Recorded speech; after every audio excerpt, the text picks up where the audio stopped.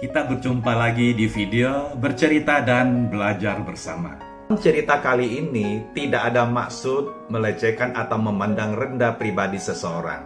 Tapi ini adalah satu cerita yang saya angkat supaya Anda dan saya menjadi pribadi yang punya persiapan di masa tua. Supaya di masa tua kita tidak memiliki 2M. Yang saya maksud dengan 2M, yuk kita ikutin cerita lebih lanjut.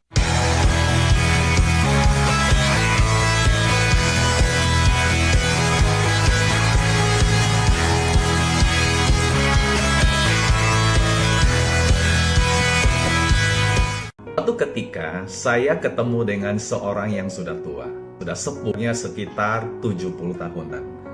Dan hidup orang ini susah. Secara ekonomi dia sangat menderita. Karena hidupnya bukan hanya pas-pasan, tapi cenderung kurang. Sudah tua, tidak punya penghasilan, sudah kondisi badan banyak penyakit. Namun secara keuangan dia itu sangat tidak ada. Anak-anak yang dia miliki pun tidak sanggup memberikan suatu dukungan ekonomi bagi orang tuanya. Kata berbicara, anak-anak yang tidak bisa memberikan sokongan ekonomi kepada orang tuanya bukan karena tidak berbakti. Ya memang sebagian ada anak yang kurang ajar yang tidak berbakti kepada orang tua. Tapi sebagian lagi adalah anak-anak itu mau berbakti, mau memberikan sokongan secara ekonomi. Namun yang terjadi adalah anak-anaknya tersebut pun mengalami kesulitan ekonomi. Karena untuk memenuhi kebutuhan dia sendiri bersama keluarga kecilnya pun dia sudah kesulitan. Bagaimana dia bisa memberikan dukungan ekonomi kepada orang tuanya? Generasi kita, yaitu Anda dan saya, kita harus berpikir lebih jauh. Bahwa di masa tua kita jangan punya satu pemikiran di masa tua itu. Hidup kita, ekonomi kita gantungkan kepada anak kita. Sebab perlu kita sadari, walaupun mereka berpenghasilan cukup, kalau dia tidak berbakti bagaimana? Sebagian lagi mungkin anak kita itu berbakti, tapi kalau dia tidak punya kemampuan bagaimana? Ini yang harus kita pikirkan supaya di masa tua kita ini tidak menjadi orang tua yang memiliki 2M. 2M yang saya maksud di sini adalah M yang pertama adalah miskin dan M yang kedua itu adalah melarat. Jadi 2M ini bukan 2 miliar rupiah. Tapi 2M ini adalah berbicara hal yang bisa terjadi kalau di dalam masa kita ini tidak mempersiapkan keuangan kita, sehingga nanti di masa tua kita akan menjadi orang tua yang memiliki 2M, yaitu orang tua yang miskin dan melarat. Yuk kita belajar bersama supaya kita punya persiapan, supaya kita bisa menata keuangan kita, supaya di masa tua kita tetap hidup dengan berkecukupan dan bahkan bisa hidup dengan berkelimpahan. Bagaimana caranya? Yuk, saya juga belajar, Anda juga belajar, dan kita belajar bersama-sama. Langkah pertama yang harus kita sadari adalah bahwa kalau kita bekerja, baik itu sebagai seorang karyawan ataupun seorang berbisnis, ada masanya bahwa tubuh kita itu akan mengalami namanya tidak kuat lagi atau sudah mulai capek. Artinya adalah begini. Di saat kita masih bisa bekerja dengan baik, itu adalah kita bekerja menghasilkan namanya active income.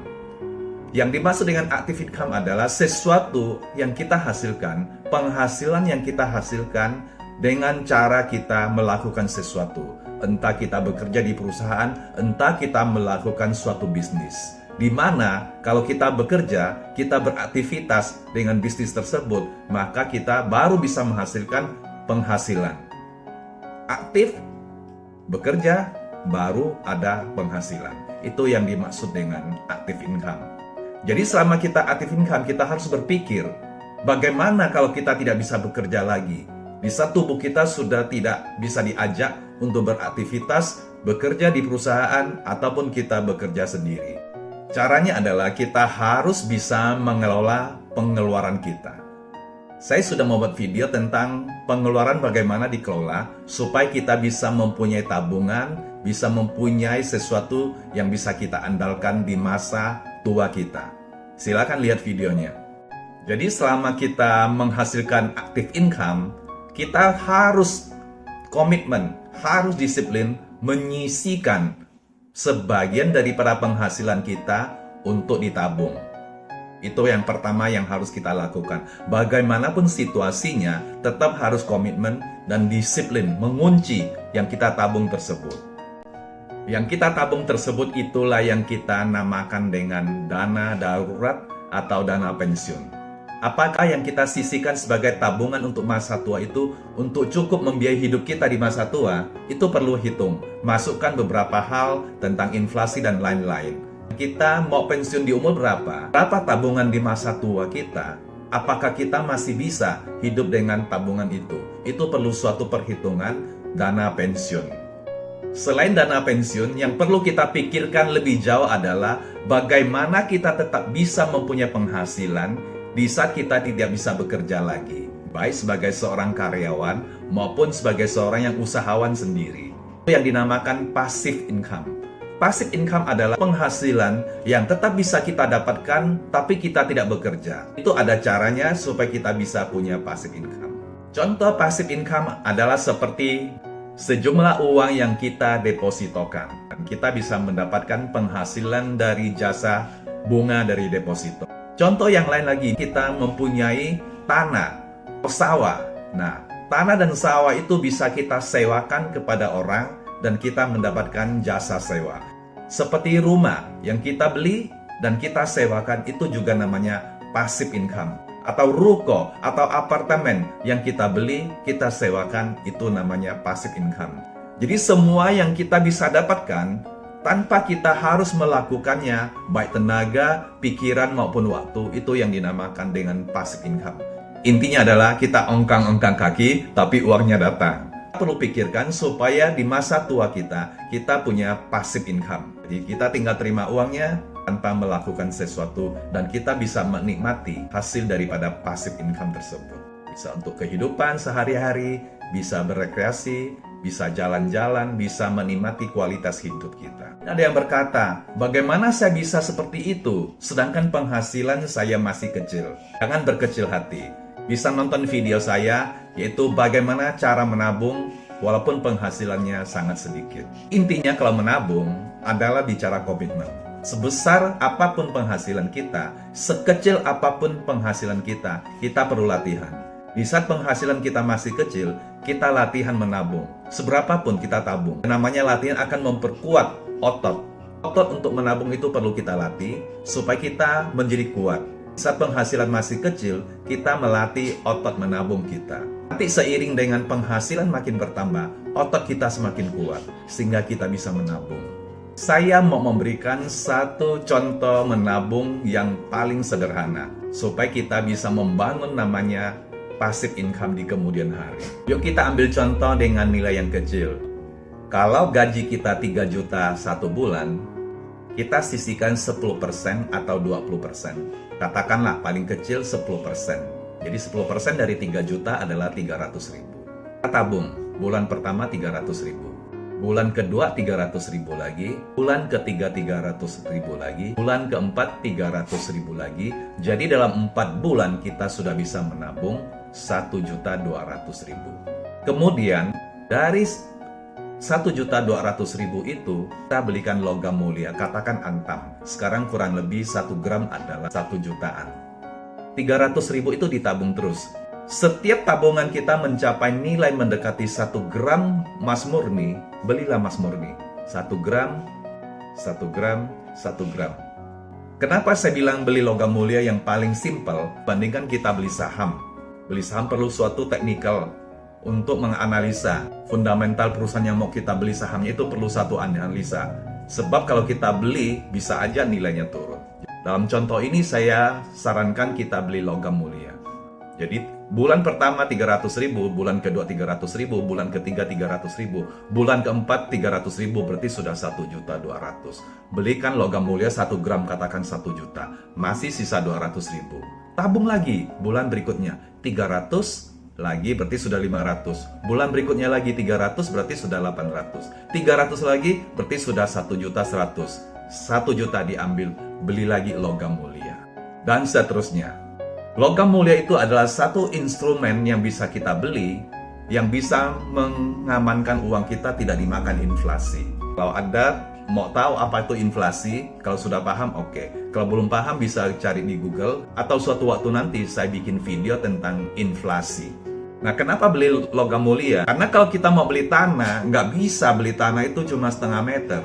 Misalnya ada satu lahan yang luasnya 100 meter. 1 meter misalnya 500.000. Maka 100 meter nilai lahan tersebut adalah 50 juta rupiah. Kita nggak bisa cicil beli tanah itu, ada 1 juta beli ya 3 meter gitu kan, nggak bisa. Caranya adalah setelah kita tabung emas murni itu mencapai nilai tertentu, apabila suatu waktu ketemu ada tanah yang dijual, katakanlah 50 juta. Kita punya emas ini yang kita simpan logam mulia sudah ada 50 gram.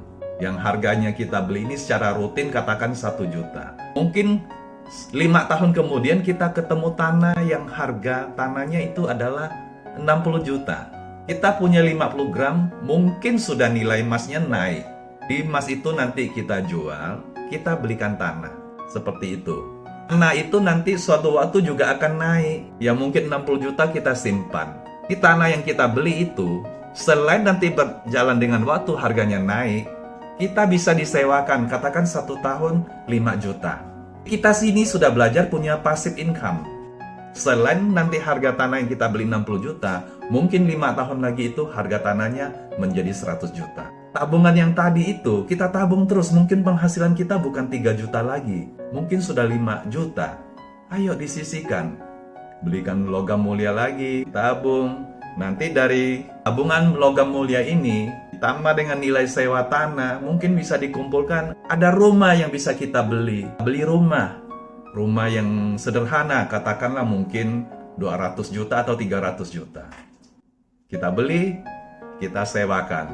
Sekarang kita sudah punya passive income. Pertama dari sewa rumah. Yang kedua dari tanah yang kita sewakan tadi yang pertama dibeli. Ini tabungan jalan terus. Jalan terus.